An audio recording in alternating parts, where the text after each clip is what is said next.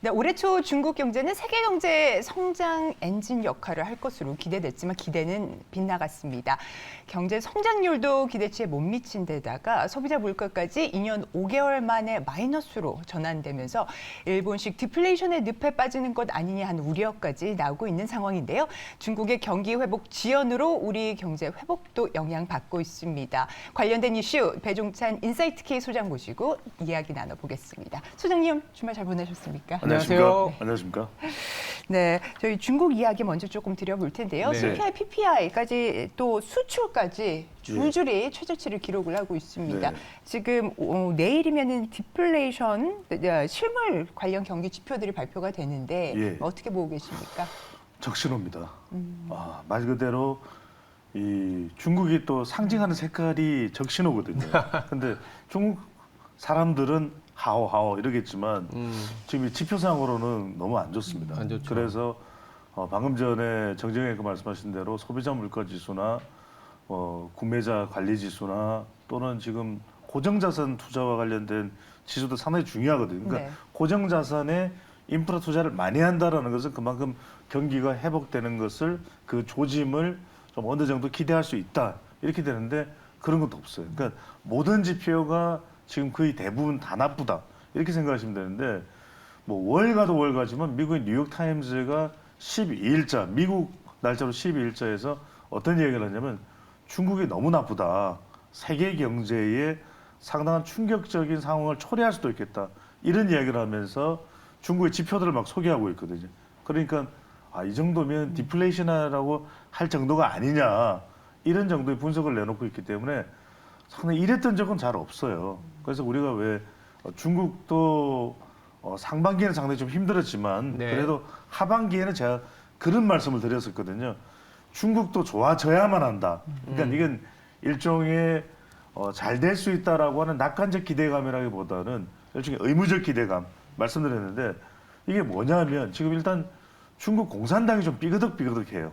제가 말씀드렸던 대로 분석을 해드렸었는데 이 외교부장도 어느 날 갑자기 사라졌어요. 그렇죠. 신강 외교부 장관. 그래서 이게 강강 사태다라는 게 이강 인민위원장도 날아갔어요.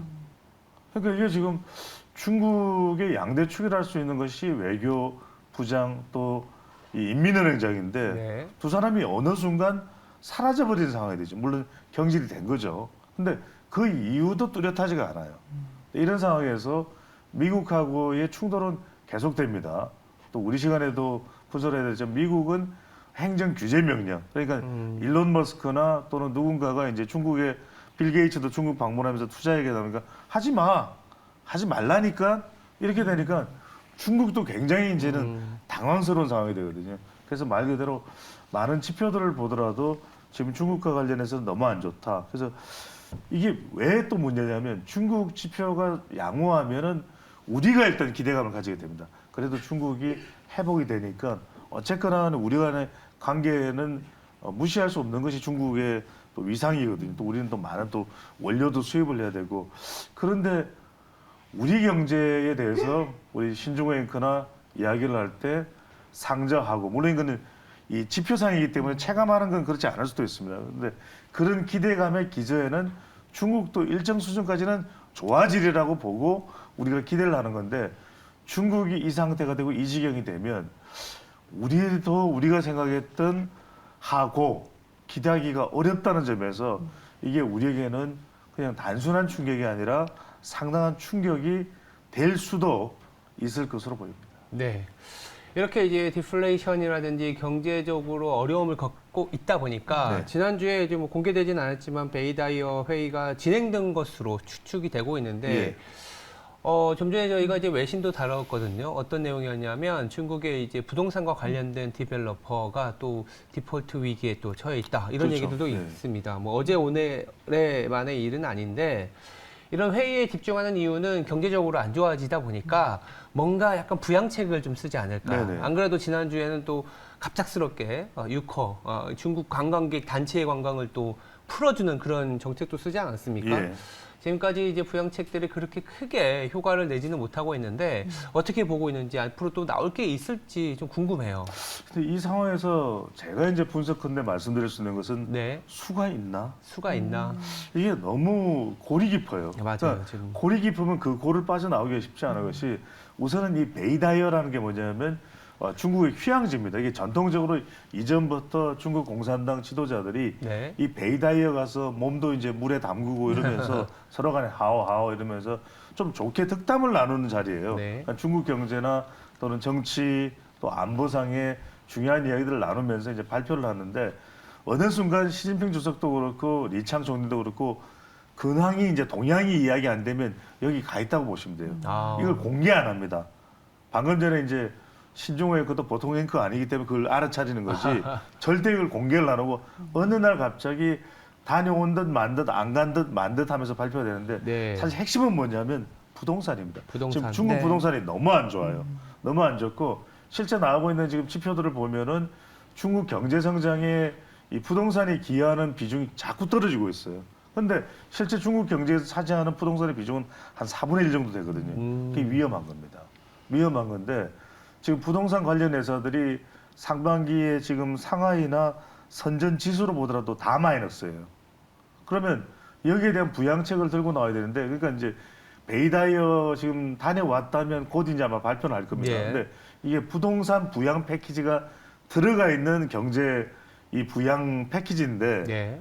부동산이 안 좋아도 너무 안 좋습니다. 근데 이걸 지금 헝다도 그랬고 지금 19일이나 17일 경에는 또 다른 회사 하나가 파산이 된다라는 그런 뉴스가 좀 있었죠. 알고 계시죠? 네. 예. 그래서 그런 것까지 지금 나오고 있는 상황인데 문제는 뭐냐면 이걸 계속 묶어둘 수만은 없거든요. 그래서 이제 부동산이 워낙 위험하다 보니까 지금 중국에서는 일단 부동산을 묶어두고 있습니다. 네. 근데 묶어두고 있는데 풀면은 이게 또 걷잡을 수가 없을 것이다. 음. 이런 이야기가 나오면서 뭐 물가나 이런 부분이 힘든데 그래서 이야기가 되는 것이 이제 일선 도시 여러분들 이 용어는 기억해 두십시오. 중국에서 일선 도시라는 건 제일 큰 도시들 그러니까 맞아요. 베이징이나 상하이 같은 도시들에서 좀 규제를 완화할 것이다. 그래야 이제 부동산 경기가 살아날 수 있거든요. 중국 사람들도 마찬가지로 상하이나 칭두나 아니면 베이징 가서 다 살고 싶어요.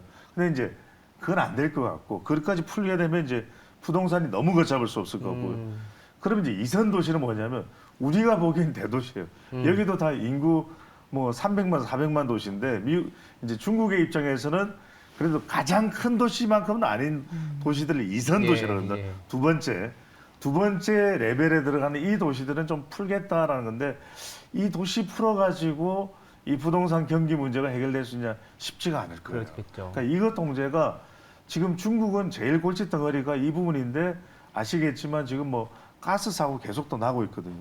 그러니까 이러다 보니까 사람들은 더 큰 도시, 더 안전한 도시를 고집하는 겁니다. 왜냐하면 가스가 터진다는 건 낙후된 도시예요.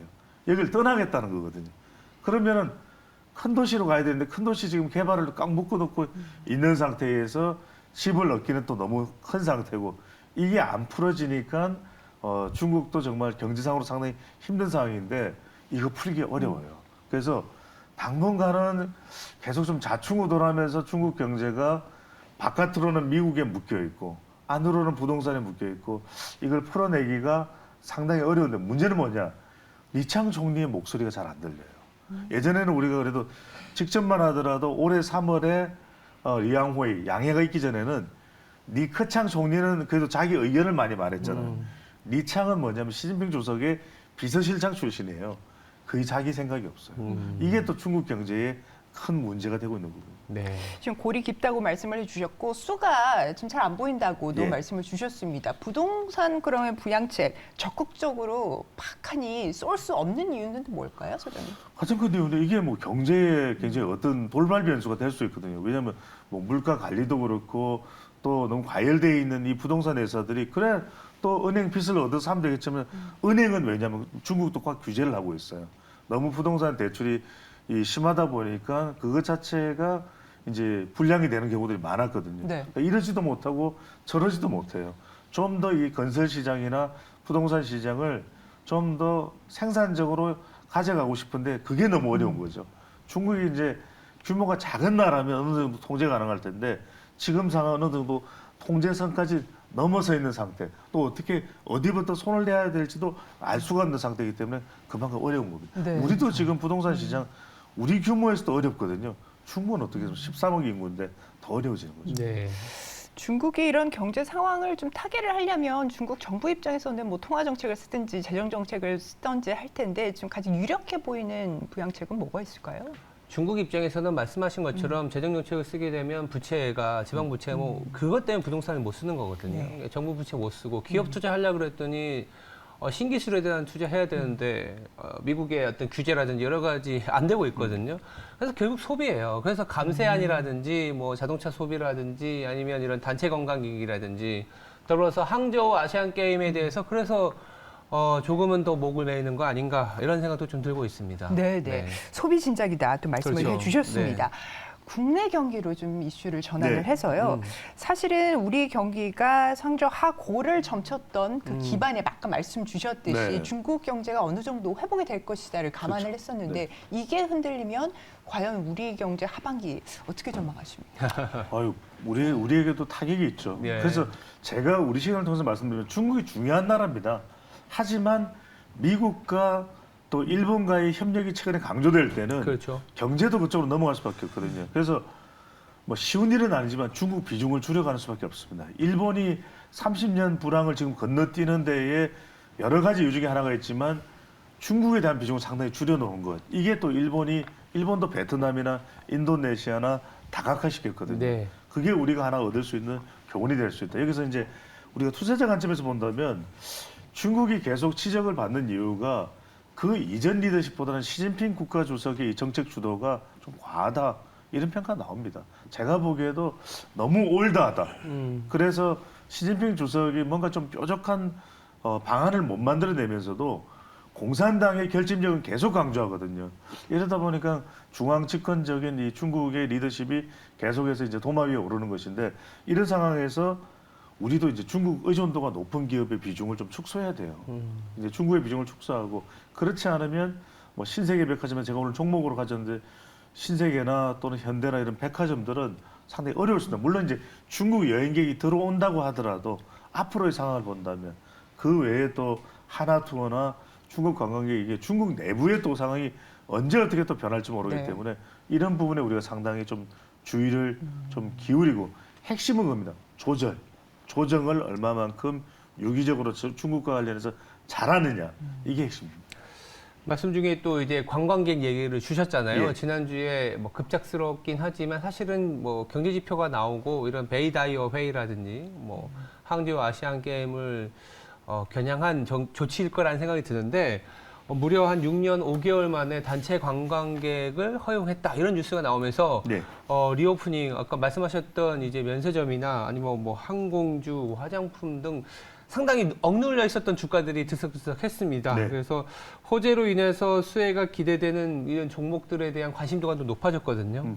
한번 짚어볼 필요는 있을 것 같아요. 그렇습니다. 네. 이제 단기적 전략은 여전히 단기적으로, 중국이 또 효과가 있다. 왜냐하면 아주 장기적으로는 모르겠는데 단기적으로는 여전히 한국과 한중 관계의 이 밀도는 상당히 여전히 높다고 봐야 되겠죠. 네. 그렇다면 이제 중요한 게 이런 화장품이나 면세점이나 이런 부분들이 계속 이제 우리 영향을 미칠 수가 있거든요. 근데 이제 중요한 것은 이걸 너무 장기 투자 쪽으로 포트폴리오를 구성하는 것은 아무래도 위험할 수밖에 없다. 그러다 보니까 그동안에 우리가 주로 강조됐던 것이 중국의 경우에는 건설기계 쪽도 상당히 좀 많이 이제 미는 종목이었거든요. 근데 최근에는 또 안 그래요. 그래서 그게 이제 중국 내부의 이런 변화. 왜? 부동산 경기가 활성화돼야 중국 내에서도 우리 기계가 또 공급될 수 있고 중국 내에서는 소화 못하는 그런 분야들이 또 진출을 할 수가 있는 것이거든요.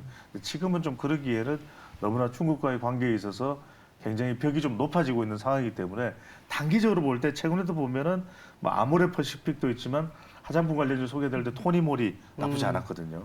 그다음에 한국 홀마나 코스맥스 이런 쪽도 단기적으로 접근할 때는 상당히 괜찮더라. 그리고 또 하나 뭐 제가 화장품 전문가는 아닙니다만 유럽 시장에도 지금 화장품 쪽도 또 시장이 많이 다변화되고 있는데 이게 이제 우리 아이돌 스타 K 팝의 또 열풍 K 드라마 열풍과도 연결돼 있는데 색조 화장품이 상당히 많이 팔려요. 네. 그러니까 색조 화장품의 강점을 가지고 있는 화장품 기업은 종목은 뭐 중국이 아니더라도 더 주목을 해보실 필요가 있고 효과가 있을 것으로 판단됩니다. 네. 네, 이번 주 시장 함께 준비해 주셨습니다. 배종찬 소장님, 오늘 말씀 대단히 감사합니다. 감사합니다. 고맙습니다.